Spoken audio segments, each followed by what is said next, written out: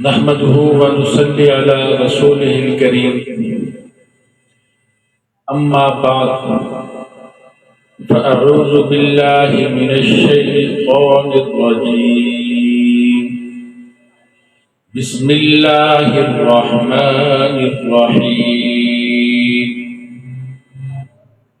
تلك الرسل فضلنا بعضهم على بعض منهم من كلم الله ورفع بعضهم درجات وآتينا عيسى ابن مريم البينات وأيدناه بروح القدس ولو شاء الله ما اقتتل الذين من بعدهم من بعد ما جاءتهم البينات ولكن اختلفوا فمنهم من آمن ومنهم من كفر ولو شاء الله ما اقتتلوا ولكن الله يفعل ما يريد۔ ان آیت مبارکہ کا کچھ مضمون پہلے والی ویڈیو میں ریکارڈ کروایا جا چکا ہے اور آج بقیہ حصے کو بیان کیا جائے گا۔ اللہ رب العزت فرماتے ہیں وَآتَيْنَا عِيسَى ابْنَ مَرْيَمَ الْبَيِّنَاتِ۔ اللہ رب العزت نے عیسیٰ بن مریم علیہ السلام کا یہاں ذکر فرمایا کہ ہم نے ان کو واضح دلائل دیے۔ ان واضح دلائل میں یہ بھی تھا کہ وہ مادر ذات نبینا کو تندرست کر دیتے تھے، ہاتھ پھیرتے تھے، اللہ اس کی آنکھوں کی روشنائی لٹا دیتے تھے۔ اسی طرح برس کے مریض کو تندرست کر دیتے تھے اور مردوں کو زندہ کر دیتے تھے۔ آسمان سے ان کے لیے دسترخوان اتارا گیا، یہ نشانیاں تھیں۔ اللہ رب العزت نے ہر نبی کو کوئی نہ کوئی نشانی ضرور دی جس کو دیکھ کر ان کی امتیں ان پر ایمان لے کر آئی۔ مگر یہاں پر حضرت عیسیٰ علیہ السلام کا اس لیے تذکرہ کیا کہ یہودی ان کی بڑی تذلیل کرتے ہیں، ان کے بارے میں بڑے تحقیر آمیز کلمات کہتے ہیں۔ یہودیوں نے یہاں تک کہہ دیا نعوذ باللہ ان کو کہ یہ حرام کی اولاد ہے، اللہ کی بنا۔ اور عیسائی جو ہیں وہ بھی ان کے بارے میں انصاف سے کام نہیں لیتے، انہوں نے ان کو اللہ کا بیٹا بنا دیا۔ تو اس لیے خاص طور پہ حضرت عیسیٰ علیہ السلام کا اللہ نے یہاں تذکرہ فرمایا۔ اور میں نے بتلایا تھا کہ فخر دو عالم صلی اللہ علیہ وسلم، امام الانبیاء، سید ولد آدم، جان دو عالم، روح دو عالم صلی اللہ علیہ وسلم کو اللہ نے سب سے اونچا مقام عطا فرمایا۔ اور نبیوں کے اندر، رسولوں کے اندر اللہ ہی نے یہ درجات رکھے ہیں فضیلت کے۔ کسی کو اللہ رب العزت نے زیادہ فضیلت عطا کی، کسی کو کم عطا کی۔ رسول جتنے بھی ہیں سارے کے سارے انبیاء سارے کے سارے محترم ہیں، مگر درجات میں فرق ہے۔ ہمارے نبی محمد رسول اللہ صلی اللہ علیہ وسلم کو اللہ نے سب سے اونچا مقام دیا۔ چنانچہ آپ نے فرمایا انا اول الناس خروجا اذا بعثوا، جب لوگوں کو اٹھایا جائے گا قبروں سے سب سے پہلے مجھے اٹھایا جائے گا۔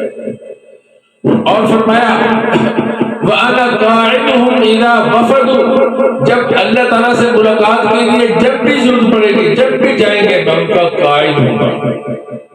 وَأَنَا خَطِيبُهُمْ إِذَا أَنْصَتُوا، جب سب خاموش ہو جائیں گے میں خطیب ہوں گا، میں گفتگو کروں گا۔ أَنَا مُسْتَشْفِعُهُمْ إِذَا حُبِسُوا، جب روک دیے جائیں گے میں سفارش کروں گا۔ اور فرمایا أَنَا مُبَشِّرُهُمْ إِذَا أَيِسُوا، جب مایوس ہو جائیں گے شدت خوف کی وجہ سے لوگ، فرمایا میں ان کو خوشخبری سناؤں گا۔ اور فرمایا الکرامۃ والمفاتیح یومئذ بیدی، اس دن جتنی بھی عظمتیں، کرامتیں، شرافتیں ہوں گی وہ، اور جتنی بھی خیر اور بھلائی کی چابیاں ہوں گی اس دن میرے ہاتھ میں ہوں گی۔ یعنی جس کو میں چاہوں گا اور جنت کی طرف لے جاؤں گا، اور جس کو دیکھوں گا کہ یہ نافرمان ہے، بدعتی ہے یا مشرک ہے، اس کو میں روک دوں گا، اس کو پھر جنت میں نہیں ڈالے گا، اللہ رب العزت اس کو جنت میں نہیں ڈالیں گے۔ جس کو میں اجازت دوں گا وہی جنت میں جائے گا۔ اور فرمایا میں اللہ رب العزت کے اوپر انا اکرم الناس علی اللہ، میں اللہ رب العزت کے اوپر سب سے زیادہ عزت والا ہوں، اللہ کے ہاں سب سے زیادہ شرافت والا ہوں، سب سے زیادہ عظمت اور منقبت اور مقام والا ہوں۔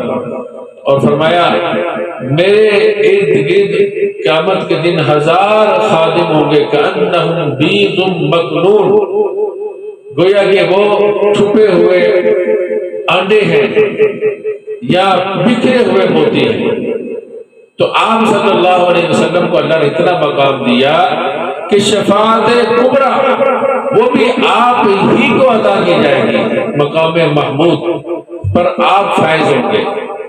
دنیا کے اندر بھی اللہ نے فرمایا اِنَّا أَعْطَيْنَاكَ الْكَوْثَرَ، کہ ہم نے خیر کثیر آپ کو دے دی۔ تو دنیا کی کوئی بلائی ایسی نہیں ہے جو آپ صلی اللہ علیہ وسلم کو نہ دی گئی ہو۔ یہی جھگڑا ہے ہمارا بدعت سے کہ ہر بلائی تو آپ کے قدموں میں ہے، تم یہاں یہ جو کہتے ہو یہ اچھا ہے، یہ بہتر ہے، یہ کہاں سے لائے؟ جب ہر بلائی اللہ کے نبی صلی اللہ علیہ وسلم کو عطا کر دی گئی، پھر تم نے یہ دین کا کام کہاں سے نکال لیا؟ تم گویا کہ یہ کہنا چاہتے ہو کہ تم شارع ہو، یا اللہ کے نبی صلی اللہ علیہ وسلم نے پوری بات نہیں بتلائی، تم اللہ کے نبی پہ الزام رکھتے ہو، اور خود اپنے آپ کو خدا کے محاذی ایک حکومت قائم کرنے کا ارتکاب کر کے اپنے آپ کو مجرم بناتے ہو۔ اس لیے کہ شریعت کہ احکامات اور پابندیاں، احکام، یہ کام اللہ رب العزت کا کام ہے، کسی انسان کا کام نہیں ہے۔ اللہ کے نبی صلی اللہ علیہ وسلم نے اللہ رب العزت کے پیغامات آگے پہنچائے ہیں۔ تو دنیا کے اندر بھی تمام خیریں اللہ رب العزت نے آپ صلی اللہ علیہ وسلم کے قدموں میں رکھ دی۔ اگر نماز پڑھو گے نبی صلی اللہ علیہ وسلم کے طریقے کے مطابق پڑھو گے تو کامیاب ہے، اگر اپنے فہم، اپنی فراست، اپنی سمجھ سے کوئی اچھا طریقہ بنا کے پڑھو گے تو وہ تمہارے منہ پہ مار دی جائے گی۔ یہی بدعت سے ہمارا اختلاف ہے، اللہ کے نبی پہ الزام لگاتا ہے، اللہ کے نبی کا گستاخ ہے، اللہ کے نبی کا نافرمان ہے۔ جو اللہ کے نبی کا نافرمان ہوگا وہ ہمارا دوست نہیں ہو سکتا۔ اور آخرت کے بارے میں اللہ نے فرمایا، نبی اکرم صلی اللہ علیہ وسلم نے اپنی احادیث میں فرمایا لواء الحمد یومئذ بیدی، قیامت کے دن بھی حمد کا جھنڈا میرے ہاتھ میں ہوگا۔ تحتہ آدم ومن دونہ، آدم علیہ السلام بھی جو تمام انسانیت کے باپ ہیں وہ بھی، اور تمام انبیاء بھی وہ اس جھنڈے کے نیچے ہوں گے۔ سرداری جو ہے وہ اللہ کے نبی صلی اللہ علیہ وسلم کے پاس ہوگی۔ اسی لیے میں کہتا ہوں دنیا اور آخرت کی سیادت و قیادت اللہ رب العزت نے فخر دو عالم صلی اللہ علیہ وسلم کو عطا کر دی۔ دنیا کے اندر جو خیر چاہتا ہے تو تب بھی آپ کے قدموں میں بیٹھنا پڑے گا، اور آخرت کی کوئی خیر چاہتا ہے تو اس کی راہیں بھی آپ کے قدموں سے، آپ کی سنت سے جاری ہوتی ہے۔ یہ تو کل بات ہو چکی تھی۔ تو آج خلاصہ یہ ہوا کہ نبیوں میں فضیلت دینا یہ انسان کے بس کی بات نہیں، اپنی مرضی سے نہ دے۔ اس حدیث میں ممانعت آتی ہے نا، اس کا مطلب بھی یہ ہے کہ اپنی مرضی سے نہ دو۔ ہاں، جہاں اللہ نے بیان کر دیا، اللہ کے نبی صلی اللہ علیہ وسلم نے بیان کر دیا، وہاں فضیلت قائم ہے۔ اور اس کے بعد اللہ رب العزت نے تقدیر کا مسئلہ بیان کیا، فرمایا وَلَوْ شَاءَ اللَّهُ مَقْتَتَلَ الَّذِينَ مِن بَعْدِهِمْ مِن بَعْدِ مَا جَاءَتْهُمُ الْبَيِّنَاتُ، اگر اللہ چاہتا تو ان نبیوں کے آنے کے بعد، واضح دلائل کے آنے کے بعد یہ لوگ اختلاف نہ کرتے، ان کے فرقے نہ بنتے، یہ مشرک نہ بنتے، اللہ کے نافرمان نہ بنتے۔ اللہ نے نہیں چاہا کہ سارے ایک ہو جائے، اگر اللہ چاہتا سارے ایک ہو جائے تو کسی کی کیا مجال تھی، وہ دم بھی مارتا، سب ایک ہو جاتے۔ حدیث میں آتا ہے اللہ رب العزت نے مخلوق کو اندھیرے میں پیدا کیا، اس کا مطلب کیا؟ اندھیرے میں پھر کبھی نشانی، اور اپنا نور ڈالا، جس نے اس نور کو جذب کر لیا، جس نے اس نور کو قبول کر لیا، جو اس نور سے متاثر ہو گیا، اس کا اثر قبول کر لیا، وہ ہدایت پا گیا، دوسرے گمراہ ہو گئے۔ تو ہدایت اور گمراہی جو ہے وہ اللہ کے عطا کرنے سے ہوتی ہے، تقدیر کا مسئلہ ہے۔ حدیث میں آتا ہے کہ آپ نے احد پہاڑ جتنا بھی سونا خرچ کر لے، اگر تقدیر پہ ایمان نہیں رکھتا تو وہ جہنم میں جائے گا۔ اللہ رب العزت نے مخلوق کو پیدا کرنے سے 50,000 سال پہلے تقدیریں لکھ دی، قلم سے کہا لکھو۔ اس وقت اللہ کا عرش پانی پر تھا، یعنی عرش بھی پیدا ہو چکا تھا اور پانی بھی پیدا ہو چکا تھا۔ ایک حدیث میں آتا ہے سب سے پہلے اللہ نے میرا نور پیدا کیا، یعنی میری روح پیدا کی۔ تو سب سے پہلے اللہ نے نبی اکرم صلی اللہ علیہ وسلم کا نور پیدا کیا، پھر اسے اور چیزیں بنائی۔ اس کے بعد اللہ رب العزت نے عرش کو بنایا، پانی کو بنایا، پھر قلم سے کہا لکھو۔ قلم نے کہا کیا لکھوں؟ اللہ نے فرمایا جو کچھ ہونے والا ہے وہ سب لکھ دو۔ تو ساری تقدیریں، اچھا برا، زندگی موت، رزق، ہر چیز لکھی جا چکی ہے۔ اسی طرح کون ہدایت پائے گا، کون ہدایت نہیں پائے گا۔ تو تقدیر کے مسئلے کے اندر بات نہیں کرنی چاہیے۔ کسی نے حضرت علی رضی اللہ تعالیٰ عنہ سے پوچھا تقدیر کے بارے میں، انہوں نے فرمایا ایک تاریخ راستہ ہے، جو اس میں چلے گا وہ بڑھ جائے گا۔ اس نے پھر پوچھا، آپ نے فرمایا ایک گہرا سمندر ہے۔ پھر اس نے پوچھا گہرا سمندر میں جو جائے واپس نہیں آتا۔ پھر اس نے پوچھا، آپ نے فرمایا یہ ایک سربستہ راز ہے، یہ کوشش کرنے سے حاصل نہیں ہو سکتا۔ تو اس لیے تقدیر کے معاملے میں اگر کوئی بحث کرے گا تو اللہ رب العزت آخرت میں اس سے پوچھیں گے کہ تو نے کیوں بحث کی۔ انسان کی عقل جو ہے اس میں یہ مسئلہ نہیں آ سکتا۔ جتنا میں نے بتلایا کبھی انشاءاللہ اور بھی بتلا دوں گا وضاحت کے ساتھ، اتنا ہی سمجھنا چاہیے۔ اس سے بڑھ کر اس میں تقدیر کے مسئلے کے اندر زیادہ غور و خوض کرنے سے انسان گمراہی کی طرف چلا جاتا ہے۔ اللہ تعالیٰ فرماتے ہیں اگر اللہ تعالیٰ نہ چاہتے یا اللہ تعالیٰ چاہتے کہ سب کو ایک کر دیں تو سب ایک ہو جاتے۔ وَلَوْ شَاءَ اللَّهُ مَقْتَتَلَ الَّذِينَ مِن بَعْدِ، اس لیے کہ انبیاء آ گیا، ہدایت آ گئی، اب کیوں لوگ گمراہ ہوں؟ مگر اللہ نے نہیں چاہا کہ سب کو ایک کر دے۔ وَلَوْ شَاءَ اللَّهُ مَقْتَتَلَ الَّذِينَ مِن بَعْدِهِم مِن بَعْدِ مَا جَاءَتْهُمُ الْبَيِّنَاتُ، اگر اللہ چاہتے تو یہ لوگ لڑائی نہ کرتے، جھگڑا نہ کرتے نبیوں کے آنے کے بعد اور واضح دلائل کے آنے کے بعد۔ وَلَٰكِنِ اخْتَلَفُوا، لیکن لوگوں نے اختلاف کیا، اس لیے کہ اللہ نے نہیں چاہا۔ فَمِنْهُم مَّنْ آمَنَ وَمِنْهُم مَّنْ كَفَرَ، بعض مومن ہو گئے بعض کافر ہو گئے۔ وَلَوْ شَاءَ اللَّهُ مَا اقْتَتَلُوا، اگر اللہ نہ چاہتے تو یہ نہ لڑتے، اللہ نہ چاہتے تو نہ لڑتے۔ اللہ فرماتے ہیں وَلَٰكِنَّ اللَّهَ يَفْعَلُ مَا يُرِيدُ، اللہ جو چاہتا ہے وہ کرتا ہے، اور کسی کو کوئی حق نہیں بنتا کہ وہ اللہ سے پوچھے آپ نے ایسا کیوں کیا۔ اگر اللہ ساری مخلوق کو اٹھا کے جہنم میں ڈال دے تو اللہ نے ظلم نہیں کیا۔ اگر مخلوق کو عطا کرے تو اس کے عمل سے بڑھ کر اللہ نے مہربانی کی۔ تو اس لیے اللہ تعالیٰ جو چاہتے ہیں وہ کرتے ہیں۔ اللہ کا ہر فیصلہ اور دنیا کا ہر کام اللہ کی مشیت سے ہوتا ہے، حکمت سے ہوتا ہے، اور وہ بالکل ٹھیک ہے، اس لیے کہ وہ مالک بھی ہے، بادشاہ بھی ہے، خالق بھی ہے۔ تو مالک اپنی چیز میں جیسا چاہے تصرف کر سکتا ہے۔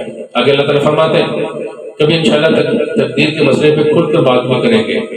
یا ایھا الذین آمنوا انفقوا مما رزقناکم من قبل ان یأتی یوم لا بیع فیہ ولا خلۃ ولا شفاعۃ والکافرون هم الظالمون۔ اے ایمان والو، جو ہم نے رزق دیا اس میں سے خرچ کرو اس دن سے پہلے جس میں کوئی بیع نہیں ہوگی کہ پیسے کما کر تم اللہ کے راستے میں خرچ کر سکو یا تم اپنی جان کا معاوضہ دے سکو، اور نہ کوئی دوستی ہوگی کہ جس کے ذریعے سے تم بچ سکو، اور نہ اللہ کی اجازت کے بغیر کوئی سفارش ہوگی۔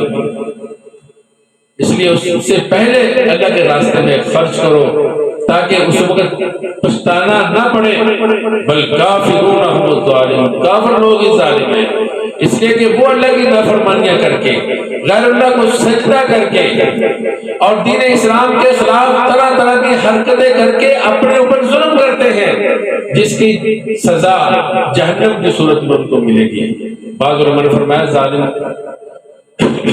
کافروں کو جو ظالم کہا ہے وہ اس وجہ سے بھی کہا ہے کہ وہ یہاں مراد ہے کہ وہ زکوٰۃ نہیں دیتے، تو زکوٰۃ نہ دینا یہ کفر کا وصف ہے، جیسے کہ اللہ تعالیٰ نے حج کے بارے میں فرمایا ومن کفر، جس نے کفر کیا یعنی حج کا انکار کیا، اور ایک جگہ میں فرمایا کافروں کے بارے میں ویل للمشرکین الذین لا یؤتون الزکاۃ وهم بالآخرۃ هم کافرون۔ تو یہ کفر کا لفظ بول کر اس کی سختی شدت کی طرف اللہ رب العزت نے اشارہ کیا ہے کہ یہ معاملہ بڑا سخت ہے، یہ کفر کی صفت ہے۔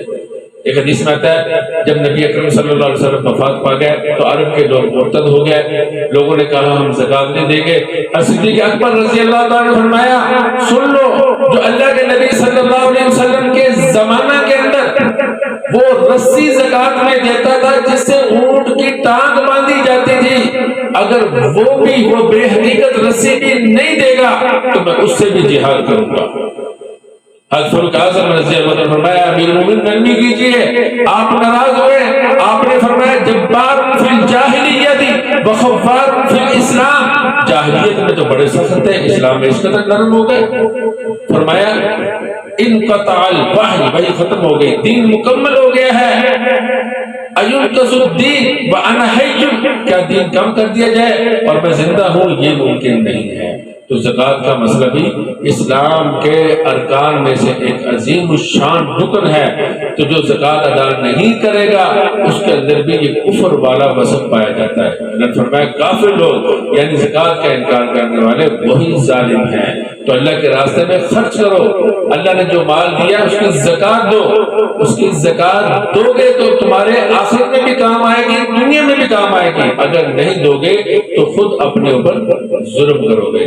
تو آج کے لیے اتنا ہی کافی ہے۔ آج کے درس کے اندر نبیوں کی فضیلت کا مسئلہ، بعض بات جو فضیلت ہے وہ کچھ مسئلہ آیا، کچھ مسئلہ پہلے درس میں نے بیان کر دیا تھا، اس کے بعد پھر تقدیر کا مسئلہ آیا اور زیادہ نہیں کھولا، جتنے کی ضرورت تھی یہاں پر اتنا ہی میں نے بیان کر دیا، اور اس کے بعد اللہ کے راستے میں مال خرچ کرنا، بالخصوص زکوٰۃ ادا کرنا، اس کا اللہ رب العزت نے خاص طور پہ ذکر فرمایا، ان کو ظالم فرمایا، کافر فرمایا۔ اس لیے مسلمانوں میں بہت سے لوگ ایسے ہیں جو زکوٰۃ دینے سے جن کی جان نکلتی ہے، تو زکوٰۃ تو مال کا 40واں حصہ ہے، اس لیے جس نے اتنا مال دیا ہے 40واں حصہ اس کے راستے میں دینے میں کیا مشکل ہے۔ اس لیے ہر مسلمان کو چاہیے کہ باقی معاملات سے بڑھ کر زکوٰۃ والے معاملے کو پہلے رکھے۔ شادیاں بھی ہیں، غمیاں بھی ہیں، طرح طرح کی خوشیاں بھی ہیں، نعمتیں بھی ہیں، وہ سب اپنی جگہ پہ ہیں، مگر زکوٰۃ کو پہلے نمبر پہ رکھنا چاہیے۔ دعا کیجیے اللہ رب العزت ہمیں جو کچھ کہا سنا گیا اس پر عمل کرنے کی توفیق عطا فرمائے، تقدیر کے مسئلے پر بھی ایمان مضبوط رکھنے کی، اور اسی طرح زکوٰۃ کا مسئلہ ہے اس کے اوپر بھی ہمیں احتیاط برتنے کی، اور اسی طرح نبیوں کا مسئلہ ہے، ان تمام مسائل کے اندر ہمیں دین اسلام کے مطابق زندگی گزارنے کی رہنمائی جو اللہ اور اللہ کے رسول صلی اللہ علیہ وسلم نے ہمیں عطا کی ہے اس کو اختیار کرنے کی توفیق عطا فرمائے۔ حدیث میں آتا ہے تمام لوگوں کے دین الرحمن کی دو انگلیوں کے درمیان ہے، ایک دل کی طرح، وہ جس طرف چاہتا ہے پھیر دیتا ہے. اس لیے اللہ سے دعا کرتے رہنا چاہیے، یا مصرف القلوب صرف قلوبنا الی طاعتک، اے دلوں کو پھیرنے والے ہمارے دلوں کو اپنے اطاعت کی طرف پھیر دے. یہ دعا مانگتے رہنا چاہیے. اللہ تعالی ہم سب کو نیکی کی، اچھائی کی، بھلائی کی توفیق عطا فرمائے. وآخر دعوانا الحمدللہ رب العالمین.